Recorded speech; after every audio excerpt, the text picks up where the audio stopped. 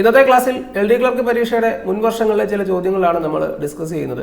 LDC previous ക്വസ്റ്റ്യൻസിൻ്റെ 9ാമത്തെ സെഷനാണിത്. 8 ക്ലാസ്സുകൾ നമ്മൾ ഇതേപോലെ ചെയ്തിട്ടുണ്ട്. അപ്പോൾ ആ ക്ലാസ്സുകൾ കണ്ടിട്ടില്ലെങ്കിൽ തീർച്ചയായിട്ടും നിങ്ങൾ അത് കണ്ടു നോക്കുക. ധാരാളം ചോദ്യങ്ങൾ നിങ്ങൾക്ക് അതിൽ നിന്ന് കിട്ടും. അപ്പോൾ ഇന്നത്തെ ക്ലാസ്സിലും 5 ചോദ്യങ്ങളാണ് നമ്മൾ എടുത്തിട്ടുള്ളത്. ചെറിയൊരു വീഡിയോ ആയിരിക്കും. അപ്പോൾ നമുക്ക് ആദ്യത്തെ ചോദ്യത്തിലേക്ക് പോകാം. മക്കളെ, ആദ്യത്തെ ചോദ്യം ഇതാണ്. A is equal to x square plus 2y യും B is equal to 2x square plus 4y യും ആയാൽ a plus b by 3യുടെ വില ചുവടെ നൽകിയിരിക്കുന്നവയിൽ ഏതാണ്? കാണുമ്പോൾ എന്തോ വലിയ സംഭവമായിട്ട് നമുക്ക് തോന്നുമെങ്കിലും ചോദ്യം വളരെ എളുപ്പമാണ്. നമുക്ക് നോക്കാം. മക്കളെ, a is equal to x square plus 2y, അതേപോലെ b is equal to 2x square plus 4y ആണ്. നമുക്ക് കണ്ടുപിടിക്കേണ്ടത് a plus b by 3 ആണ്. ഓക്കെ, അപ്പോൾ ആദ്യം നമുക്ക് എയും ബിയും കൂടെ കൂട്ടാം. 2x സ്ക്വയറും എക്സ് സ്ക്വയറൂടെ കൂട്ടുമ്പോൾ നമുക്ക് 3x സ്ക്വയർ എന്ന് കിട്ടും. പ്ലസ് 4yയും 2yയും കൂടെ ആഡ് ചെയ്യുമ്പോൾ എത്ര കിട്ടും? 6y എന്ന് കിട്ടും. നമുക്ക് കണ്ടുപിടിക്കേണ്ടത് a പ്ലസ് ബി ബൈ 3 ആണ്. എന്ന് പറയുമ്പോൾ 3x സ്ക്വയർ പ്ലസ് 6y എന്ന് പറയുന്നതാണ് a പ്ലസ് ബി. അതിനെ നമ്മൾ 3 കൊണ്ട് ഹരിക്കണം. മക്കളെ, 3x സ്ക്വയറിനെ 3 കൊണ്ട് ഹരിച്ചാൽ നമുക്ക് എന്ത് കിട്ടും? എക്സ് സ്ക്വയർ കിട്ടും. പ്ലസ് 6yയെ 3 കൊണ്ട് ഹരിച്ചാൽ നമുക്ക് എന്ത് കിട്ടും? 2y. എടാ, ഈ സാധനം അല്ലയോ മക്കളെ ഈ കിടക്കുന്നേ? അതെ, അതായത് എക്സ് സ്ക്വയർ പ്ലസ് 2y അതല്ലേ നമുക്ക് കിട്ടിയത്? അതെന്ന് പറഞ്ഞാൽ എന്താണ്? എ ആണ്. സോ ആൻസർ എന്താണ്? എ ആണ്. ഓപ്ഷൻ ഡി ആണ്. ശരിയാണോ? യെസ്. കണ്ടോ, വളരെ എളുപ്പമാണ്. ജസ്റ്റ് ഒന്ന് കൂട്ടി നോക്കിയാൽ മതി. എന്നിട്ട് അതിനെ 3 കൊണ്ട് ഹരിച്ചാൽ മതി. 3 കൊണ്ട് ഹരിക്കുമ്പോൾ നമുക്ക് എന്ത് കിട്ടും? എക്സ് സ്ക്വയർ പ്ലസ് 2y എന്ന് കിട്ടും. എക്സ് സ്ക്വയർ പ്ലസ് 2y എന്ന് പറയുന്നത് എന്തിന് തുല്യമാണ്? എയ്ക്ക് തുല്യമാണ്. സോ ആൻസർ എന്താണ്? എ. Very simple. അടുത്ത ചോദ്യം, രണ്ടാമത്തെ ചോദ്യം. 6⁻21ന്റെ 1ന്റെ സ്ഥാനത്തെ അക്കം അല്ലെങ്കിൽ ഒറ്റയുടെ സ്ഥാനത്തെ അക്കം, അതായത് യൂണിറ്റ് ഡിജിറ്റ് ഓഫ് 6⁻21. 6⁻21 എന്ന് പറഞ്ഞാൽ 6 ഇൻറ്റു 6 ഇൻറ്റു 6 ഇൻറ്റു 6 ഇൻറ്റു ഇങ്ങനെ എഴുതി ഗുണിച്ച് 21 പ്രാവശ്യം 6നെ എഴുതി ഗുണിക്കണം. 6നെ എത്ര പ്രാവശ്യം ഗുണിച്ചാലും 6 എന്ന് പറഞ്ഞാൽ 6 തന്നെയാണ്. അപ്പോൾ 6⁻1 എന്ന് പറഞ്ഞാൽ 6 ആണ്. ഇനി 6⁻2 6 ഇൻറ്റു 6 എത്ര ആയിരിക്കും? 36 ആയിരിക്കും. വീണ്ടും 6⁻3 എന്ന് പറഞ്ഞാൽ ഈ 36നെ വീണ്ടും 6 കൊണ്ട് ഗുണിക്കുക. എത്ര കിട്ടും? 6 ഇൻറ്റു 6 216. അതായത് 6 കൊണ്ട് നിങ്ങൾ ഇങ്ങനെ ഗുണിച്ച് പോയാൽ 6 ഇൻറ്റു 6 ഇൻറ്റു 6 ഇൻറ്റു 6 എന്ന് പറഞ്ഞാൽ എപ്പോഴും അവസാനിക്കുന്നത് 6ൽ തന്നെ ആയിരിക്കും. അപ്പോൾ 6⁻21ന്റെ ഒറ്റയുടെ സ്ഥാനത്തെ അക്കം എന്ന് ചോദിച്ചാൽ എത്ര ആയിരിക്കും? 6 തന്നെ ആയിരിക്കും. ഇനി അത് 6⁻10,000 ചോദിച്ചാലും എന്ത് തന്നെ ആയിരിക്കും? 6നെ 6 കൊണ്ട് ഗുണിച്ചാൽ 6 തന്നെ കിട്ടും. വീണ്ടും അതിനെ 6 കൊണ്ട് ഗുണിച്ചാൽ വീണ്ടും 6 കിട്ടും. വീണ്ടും 6 കൊണ്ട് ഗുണിച്ചാൽ വീണ്ടും. അപ്പോൾ ഇതിങ്ങനെ ഇതിനൊരു അവസാനമില്ല. എപ്പോഴും എന്തായിരിക്കും? 6ൽ തന്നെ ആയിരിക്കും അവസാനിക്കുന്നത്.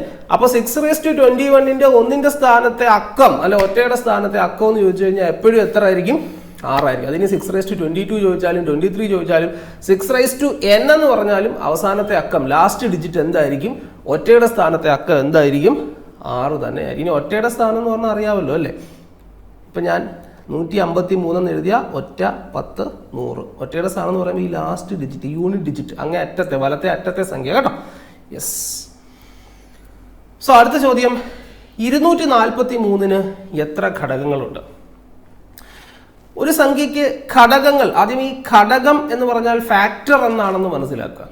ഒരു സംഖ്യയെ മറ്റൊരു സംഖ്യ കൊണ്ട് പൂർണ്ണമായും ഹരിക്കാൻ പറ്റുന്നു എങ്കിൽ ആ സംഖ്യയെ വിളിക്കുന്ന പേരാണ് മറ്റേ സംഖ്യയുടെ ഫാക്ടർ എന്ന്. ഉദാഹരണത്തിന് 10നെ ഞാൻ 2 കൊണ്ട് ഹരിക്കുവാണ്. So 10 divided by 2. ഇവിടെ 5 കിട്ടുന്നു, ഇവിടെ 10 കിട്ടുന്നു. ശിഷ്ടം എത്ര മക്കളെ? 0. അപ്പോൾ 10നെ 5 കൊണ്ട് ഹരിച്ചപ്പോൾ ബാക്കി ഒന്നും വന്നില്ല, ശിഷ്ടം 0 കിട്ടിയത്. അപ്പോൾ എനിക്ക് പറയാം 10ന്റെ ഘടകങ്ങളാണ് 5ഉം 2ഉം.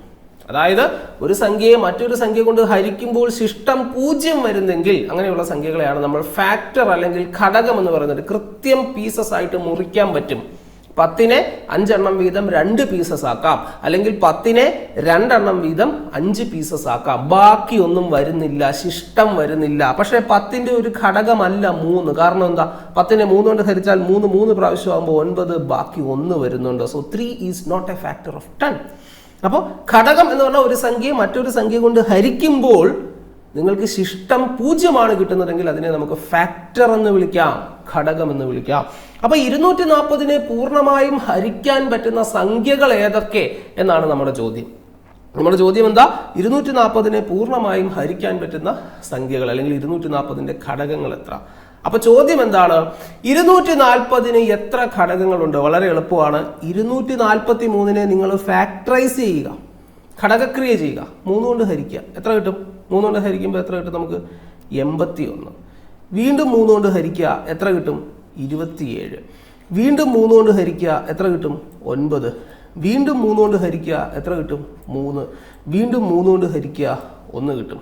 അപ്പൊ നമുക്ക് എഴുതാം 243 എന്ന് പറഞ്ഞാൽ 3 ഇൻറ്റു 3 ഇൻറ്റു 3 ഇൻറ്റു 3 ഇൻറ്റു 3 അല്ലേ? 1 2 3 4 5 1 2 3 4 5 ഇൻറ്റു 1 എന്ന് എഴുതാം, ഒരു കുഴപ്പമില്ല. അപ്പോൾ 243ന്റെ ഘടകങ്ങൾ എന്തൊക്കെയാണ്? 243ന് എത്ര ഘടകങ്ങളുണ്ടെന്ന് ചോദിച്ചാൽ ഒന്നാമത്തെ ഘടകം ഏതാ? ഏത് സംഖ്യയുടെയും ഘടകമായിട്ട് 1 വരും. അപ്പം 1 എഴുതാം. പിന്നെ അടുത്തത് 3 എഴുതാം. വീണ്ടും അടുത്തത് ഏതാ? അടുത്തത് ഏത് എഴുതാം നമുക്ക്? അടുത്തത് വീണ്ടും ഈ 3നെ 3 കൊണ്ട് ഗുണിക്കുക, 9 ഒരു ഘടകമാണ്. വീണ്ടും അതിനെ വീണ്ടും 3 കൊണ്ട് ഗുണിക്കുക, 27 ഒരു ഘടകമാണ്. വീണ്ടും 3 കൊണ്ട് ഗുണിക്കുക, 81 ഒരു ഘടകമാണ്. വീണ്ടും 3 കൊണ്ട് ഗുണിക്കുക, 243. അപ്പോൾ എത്ര ഘടകങ്ങൾ കിട്ടി? 1 2 3 4 5 6. സോ ഉത്തരം എത്ര? 6. ഇനി ഇത് മറ്റൊരു വഴിയിലും നമുക്ക് ചെയ്യാം. ഇത് നമുക്ക് എത്ര മക്കളെ കിട്ടിയത്? 1 2 3 4 5. അപ്പോൾ 3⁵5 എന്നല്ലേ കിട്ടിയത്? അല്ലേ? 3⁵5 എന്നല്ലേ കിട്ടിയത്? അതെ. അപ്പോൾ 3⁵5 എന്ന് കിട്ടിയാൽ നിങ്ങൾ ഘടകങ്ങളുടെ എണ്ണം ചോദിച്ചാൽ അപ്പോൾ നമുക്ക് 243 ഈസ് ഈക്വൽ ടു 3⁵5 എന്ന് എഴുതാം. ഘടകങ്ങളുടെ എണ്ണം ചോദിച്ചാൽ ഈ പവർ കണ്ടോ, അതിൻ്റെ കൂടെ ഒന്നുകൂടെ കൂട്ടിയാൽ മതി. പവറിൻ്റെ കൂടെ ഒന്നുകൂടെ കൂട്ടിയാൽ മതി. അപ്പോൾ 243 എന്ന് പറയുമ്പോൾ 3⁵5 ആണ് എന്ന് പറയുമ്പോൾ 5ന്റെ കൂടെ ഒന്നുകൂടെ കൂട്ടിയാൽ മതി. 5 + 1 is equal to 6. So answer എത്ര? 6.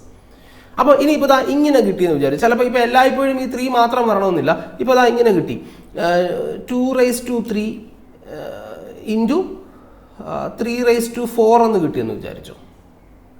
2⁵3 ഇൻറ്റു 3⁴ എന്ന് കിട്ടിയെന്ന് വിചാരിച്ചു. അപ്പോൾ എന്ത് ചെയ്യും ചോദിച്ചാൽ ഈ 3 ഉണ്ടല്ലോ, അതിൻ്റെ കൂടെ 1 കൂട്ടുക 4. ഈ 4 ഉണ്ടല്ലോ, അതിൻ്റെ കൂടെ 1 കൂട്ടുക 5. ഇത് തമ്മിൽ മൾട്ടിപ്ലൈ ചെയ്യുക. 4 × 5 20. അപ്പോൾ ഈ സംഖ്യയ്ക്ക് എത്ര ഘടകങ്ങൾ ഉണ്ടായിരിക്കും? 20 ഘടകങ്ങൾ ഉണ്ടായിരിക്കും. അപ്പോൾ ഇങ്ങനെ നമുക്ക് ഘടകങ്ങളുടെ എണ്ണം കണ്ടുപിടിക്കും. അപ്പോൾ ഈ രീതിയിൽ നമുക്ക് ഒരു സംഖ്യയ്ക്ക് എത്ര ഘടകങ്ങൾ ഉണ്ടെന്ന് ചോദിച്ചാൽ കണ്ടുപിടിക്കും. ഒന്നുകിൽ നമുക്ക് ഘടകങ്ങൾ ഇതേപോലെ എഴുതി നോക്കാം, അല്ലെങ്കിൽ അതിനെ പവറായിട്ട് എഴുതിയിട്ട് ആ പവറിൻ്റെ എണ്ണം എത്രയാണോ ഒന്നുകൂടെ കൂട്ടിയും നമുക്ക് എഴുതാം. Okay, yes. സോ അടുത്ത ചോദ്യം, ആരോഹണ ക്രമത്തിൽ എഴുതുക. ഇവിടെ 3 ഭിന്നസംഖ്യകൾ തന്നിട്ടുണ്ട്. അതിനെ നമുക്ക് ആരോഹണ ക്രമത്തിൽ എഴുതണം. അപ്പം നിങ്ങൾ ആദ്യം ഈ ഭിന്നസംഖ്യകൾ എഴുതണേ. 1/3, 5/7, 2/9. ഇനി ഇതിൻ്റെ എല്ലാ അപ്പുറത്ത് ചുമ്മാ ഒരു 0 കൊടുത്തേക്കണം ന്യൂമറേറ്ററിൽ മുകളിൽ. എന്നിട്ട് ഏകദേശം ഒന്ന് ഹരിച്ച് നോക്കുക. 10നെ 3 കൊണ്ട് ഹരിച്ചാൽ 3 പ്രാവശ്യം കിട്ടും. വേണമെങ്കിൽ നമുക്ക് 0.33 എന്ന് എഴുതാം. 50നെ 7 കൊണ്ട് ഹരിച്ചാൽ 7 പ്രാവശ്യം ആകുമ്പോൾ 49. പിന്നെ ശിഷ്ടം 1. 1നെ 7 കൊണ്ട് ഹരിച്ചാൽ എത്ര കിട്ടും? ഒരു പ്രാവശ്യമേ വരത്തുള്ളൂ. ഓക്കെ. ഇനി 9നെ ചുമ്മാ ഒന്ന് ഹരിച്ച് നോക്കുക. ഏതാണ്? 9 2 പ്രാവശ്യം ആകുമ്പോൾ 18. വീണ്ടും 2. അപ്പോൾ എത്ര കിട്ടും? വീണ്ടും ഹരിക്കുമ്പോൾ ഇങ്ങനെ 2.2. ഇതിങ്ങനെ കറക്റ്റ് കൃത്യമായിട്ടൊന്ന് ഹരിക്കേണ്ട, ഏകദേശം ഒന്ന് റൗണ്ട് ചെയ്ത് ഹരിച്ച് വെക്കുക. എന്നിട്ട് നോക്കുക ഏറ്റവും വലുത് ഏതായിരിക്കും, അല്ലെ ഏറ്റവും ചെറുത് ഏതായിരിക്കും? 2. അപ്പോൾ ഇതാണ് ഏറ്റവും ചെറുത്. അടുത്തത് 3.3. അപ്പോൾ ഇതായിരിക്കും അതിൻ്റെ വലുത്. അടുത്തത് ഏറ്റവും വലുത് ഇതായിരിക്കും. അപ്പോൾ ഇനി ഇത് ആരോഹണ ക്രമത്തിൽ എഴുതാന്ന് പറയുമ്പോൾ ആരോഹണ ക്രമമാണ്. അപ്പോൾ ചെറുതിൽ നിന്ന് വലുതിലേക്ക്. അപ്പോൾ ഏറ്റവും ചെറുതെന്ന് പറയുമ്പോൾ 20/9 എന്ന് പറയുമ്പോൾ നമ്മൾ 0 കളയുക 2/9. അതിൻ്റെ വലുത് 1/3. ഏറ്റവും വലുത് 5/7. സോ ഇതായിരിക്കും ആരോഹണ ക്രമം എന്ന് പറയുന്നത്. ഇവിടെ ഉണ്ടോ? ഉണ്ട്. Option A 2/9, 1/3, 5/7. ശരിയാണോ? യെസ്, ശരിയാണ്. Very simple. യെസ്. സോ നമുക്ക് അടുത്ത ചോദ്യം നോക്കാം. അടുത്ത ചോദ്യം, മിക്സഡ് ഫ്രാക്ഷൻസ് എല്ലാം കൂടി കൂട്ടുകയും കുറയ്ക്കുകയൊക്കെ ചെയ്യണം. അപ്പം 2 പേർ എന്നോട് ചോദിച്ചൊരു കാര്യമാണ്, സാർ ഇങ്ങനെ മിക്സഡ് ഫ്രാക്ഷൻസ് വന്നിട്ട് കൂട്ടാനും കുറയ്ക്കാനും ഒക്കെ പറഞ്ഞാൽ നമ്മൾ എന്ത് ചെയ്യും? അപ്പോൾ സാധാരണഗതിയിൽ നമുക്ക് ഈ മിക്സഡ് ഫ്രാക്ഷനെ ഇംപ്രോപ്പർ ആക്കാം. ഇപ്പം 2 and 3/4 എന്ന് പറഞ്ഞു കഴിഞ്ഞാൽ നമുക്ക് 4 × 2 8. 8ൻ്റെ കൂടെ 3 കൂട്ടുക, 11 ÷ 4. അപ്പോൾ ഓരോന്നിനെ ഇങ്ങനെ ആക്കിയിട്ട് നമുക്ക് കൂട്ടിയും കുറച്ചും എടുത്തും ചെയ്യാം. പക്ഷേ അതിൻ്റെ ആവശ്യമൊന്നുമില്ല, നമുക്ക് വേണമെങ്കിൽ മനസ്സിലാലോചിച്ച് ചെയ്യാവുന്നതേ ഉള്ളൂ. ഇത് ആദ്യം ഞാനിപ്പോൾ ഇങ്ങോട്ടൊന്ന് എഴുതി കാണിക്കാം. 2 and 3/4 plus 1 and 1/2 plus 2 and 1/4 minus 3 and 1/2. അപ്പോൾ ഇതാണല്ലോ നമ്മുടെ ചോദ്യം. നമുക്ക് വേറൊരു കളർ എടുക്കാവേ, പച്ച കളർ എടുക്കാം. ആദ്യം നിങ്ങൾ പൂർണ്ണസംഖ്യകളെല്ലാം കൂടെ നോട്ട് ചെയ്യുക. 2, 1, 2, 3. അപ്പം ഇത് കൂട്ടാനോ കുറയ്ക്കാനോ എന്താണോ പറഞ്ഞേക്കുന്നത് അത് ആദ്യം അങ്ങ് ചെയ്യുക. സോ 2 + 1 + 2 - 3. ഓക്കെ ആണേ? യെസ്. ഇനി നിങ്ങൾ എന്ത് ചെയ്യണം? ഇനി നിങ്ങൾ ഇതിനകത്തിലെ മിക്സഡ് ഫ്രാക്ഷൻ എടുക്കണം. ഏതൊക്കെയാ? 3/4, 1/2, സോറി മിക്സഡ് ഫ്രാക്ഷൻ അല്ല, പ്രോപ്പർ ഫ്രാക്ഷൻ അതിൻ്റെ കൂടെ ഉള്ളത് അതെടുക്കുക. 1/4, 1/2. എന്നിട്ട് ഇതുകൂടെ എടുക്കുക, പ്ലസ് തന്നെ ഇടുക അവിടെ സൈന്. ഓക്കെ, ദെൻ 3/4, 1/2, സോറി അവിടെ പ്ലസ് ആണല്ലോ. 3/4 plus 1/2 plus 1/4 minus 1/2. Okay, yes. അപ്പോൾ 2, 1, 3. ആ 3 ഇവിടെ 3 കുറയ്ക്കുന്നുണ്ട്, അല്ലെങ്കിൽ പോട്ടെ. 2, 1, 3, 3, 2, 5, 5 3 കുറച്ചാൽ 2. പിന്നെ ഇത് നോക്കിക്കേ മക്കളെ, 3/4 1/4 കൂടെ കൂട്ടിയാലോ സെയിം ഛേദമല്ലേ. സോ 3 + 1 4/4 എന്ന് കിട്ടും. 4/4 എന്ന് പറഞ്ഞാൽ എന്താ? 1 അല്ലേ? പിന്നെ നോക്കിക്കേ, ഇവിടെ 1/2 കൂട്ടുന്നു, അവിടെ കുറയ്ക്കുന്നു, വല്ല കാര്യമുണ്ടോ? ഇവിടെ പ്ലസ്, അവിടെ മൈനസ്, സെയിം സാധനമാണ്. എക്സ് കൂടുന്നു, എക്സ് കുറയുന്നു, 0. അപ്പോൾ 2 പ്ലസ് പിന്നെ 1 മാത്രമേ ഉള്ളൂ. അപ്പോൾ എത്ര കിട്ടും? 3. ഓപ്ഷനിലുണ്ടോ? ഉണ്ട്, ഓപ്ഷനിലുണ്ട്. ബി ആണ് ആൻസർ. അപ്പോൾ ഇങ്ങനെ നമുക്ക് പെട്ടെന്ന് അത് ചെയ്യാനായിട്ട് പറ്റും. അപ്പോൾ 5 ചോദ്യങ്ങളാണ് നമ്മൾ ഇന്ന് എടുത്തിട്ടുള്ളത്. ഈ 5 ചോദ്യങ്ങൾ വളരെ എളുപ്പമുള്ള ചോദ്യങ്ങളായിരുന്നു. അപ്പോൾ വളരെ പെട്ടെന്ന് തന്നെ നമുക്ക് ചെയ്തു പോകാനായിട്ട് പറ്റും. അപ്പോൾ ഇത്തരം ചോദ്യങ്ങൾ നിങ്ങൾ മാക്സിമം ക്വസ്റ്റ്യൻസ് നിങ്ങൾക്ക് കിട്ടാവുന്ന സോഴ്സിൽ നിന്നെല്ലാം എടുത്ത് നന്നായി പ്രാക്ടീസ് ചെയ്ത് പഠിക്കുക, ചെയ്ത് പഠിക്കുക. അപ്പം ഇന്നത്തെ ക്ലാസ് ഇത്രയേ ഉള്ളൂ. സോ വീഡിയോ ഇഷ്ടപ്പെട്ടാൽ നമ്മുടെ ചാനൽ സബ്സ്ക്രൈബ് ചെയ്യുകയും വീഡിയോ ലൈക്ക് ചെയ്യുകയും നിങ്ങളുടെ ഫ്രണ്ട്സിലോട്ട് എത്തിക്കുകയും ഒക്കെ ചെയ്യുക. നിങ്ങൾക്ക് പ്രയോജനപ്പെടുന്നു എന്ന് തോന്നിയാൽ, അങ്ങനെ തോന്നുന്നെങ്കിൽ മാത്രം. അപ്പോൾ ഇനി കൂടുതലൊന്നും പറയാനില്ല, ചെറിയൊരു ക്ലാസ്സാണ്, നമ്മൾ പെട്ടെന്ന് ചെയ്തൊരു വീഡിയോയാണ്. ആക്ച്വലി ഇന്നത്തെ ദിവസം വീഡിയോ ഷൂട്ട് ചെയ്യാൻ എനിക്ക് യാതൊരു പ്ലാനും ഇല്ലായിരുന്നു. പക്ഷേ എങ്കിലും പെട്ടെന്ന് ഈ ഒരു ക്വസ്റ്റ്യൻ 1-2 പേര് എന്നോട് ചോദിച്ചിരുന്നു, അവസാനം ചെയ്ത ചോദ്യം. അതുപോലെ എത്ര ഘടകങ്ങളുണ്ട് എന്നുള്ള ചോദ്യങ്ങളും ഒക്കെ ചോദിച്ചിട്ടുണ്ട്. നിങ്ങൾ തരുന്ന ചോദ്യങ്ങളൊക്കെ തന്നെയാണ് നിങ്ങൾക്ക് ഞാൻ തിരിച്ചു തരുന്നത് കേട്ടോ. എന്നോട് പലരും ഇൻസ്റ്റഗ്രാമിലും യൂട്യൂബിൽ കമൻറ്റ് സെക്ഷനിലും ഒക്കെ ചോദിക്കുന്ന ചോദ്യങ്ങൾ തന്നെയാണ് ഞാൻ എടുത്ത് നിങ്ങൾക്ക് കൊണ്ട് തരുന്നത്. അപ്പോൾ ആ ചോദ്യങ്ങൾ, അപ്പോൾ അത് മറ്റുള്ളവർക്ക് കൂടി പ്രയോജനപ്പെടട്ടെ എന്ന് കരുതിയാണ് നമ്മൾ അങ്ങനെ ചെയ്യുന്നത്. അപ്പം ഇന്നത്തെ ക്ലാസ് ഇത്രയേ ഉള്ളൂ മക്കളെ. ബാക്കി നമുക്ക് മറ്റൊരു ക്ലാസ്സിലൂടെ, അടുത്ത ക്ലാസ്സിലൂടെ നമുക്ക് വീണ്ടും കാണാം.